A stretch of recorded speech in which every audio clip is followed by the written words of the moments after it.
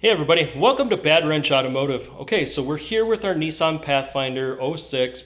This is our project vehicle for this short period of time, which hasn't felt short to me. It's been very long. There's been quite a bit of stuff we've done to this. There's a lot of videos you guys are seeing that are on this vehicle alone, but this is on throttle bodies. I'm going to go through a separate procedure for the Relearn. It's a little complicated, but it's not too bad, and anyone can literally do it. Even if you don't have any tools at home, you can do the Relearn on this throttle body. I will be covering the reasons why we do that Relearn and how to change out these throttle bodies and when to change them out in this video though. So let's go ahead and get in and take a look. All right, so here's our throttle body, here's our connector. We will need to take this tube out. I've already covered why you have to replace these boots. For whatever reason, Nissan went cheap on these and they crack real easy. Parts are readily available, which tells me this is a common problem. So we've got our new ones on. We also got our new throttle body on, and these are 10mm bolts that hold our throttle body into place. The factory ones have a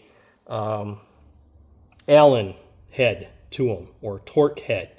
So you'll need to use a torque socket or Allen.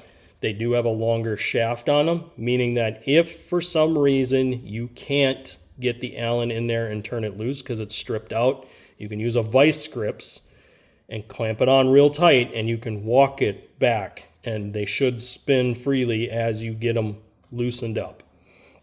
Also, put in new gaskets. Always, always, always put in new gaskets on throttle bodies. Never reuse these rubber gaskets unless you literally just change them.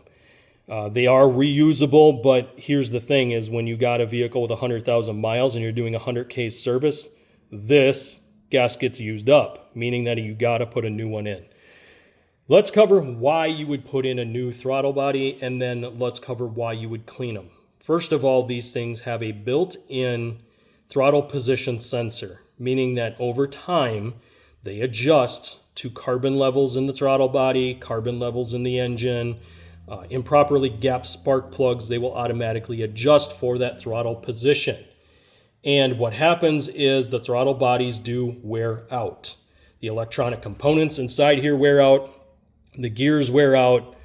It's not that the blade wears out. It's not that the housing wears out. But sometimes the carbon level gets so bad in them that we can't get them clean the way that they need to be. And if you're going to go ahead and clean these, remember, hold this electrical part up.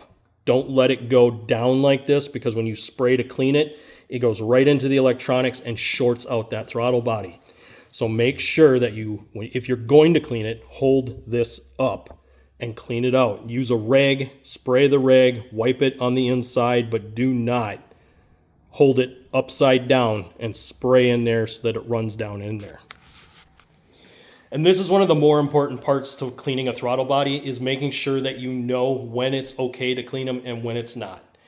Oftentimes, if a vehicle has over 100,000, I don't risk it. I just put a new throttle body in it and go through the Relearn procedure, because I'm going to get a better result.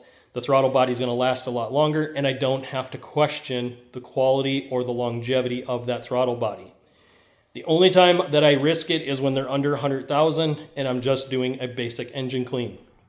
So then I will go ahead and do the clean. Or if it's a mechanical throttle body. Mechanical throttle bodies I clean up. Mechanical means that it doesn't have the electronic pieces and it has a throttle cable. If it has a throttle cable, you can always clean them or put new sensors in them. It's easy to change out your air idle control or your throttle position sensor because they're located on the outside.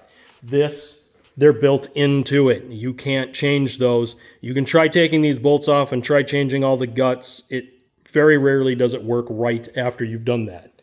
So for the cost of the components here, it's just better to replace it. This is why you would replace versus why you would clean, and I covered the occasions when you would clean. In the next video, guys, I'm going to cover the Relearn procedure for the electronics. On a cable, you don't have to relearn it. It's automatically set. There is a set screw for your idle that you can adjust if it's too high.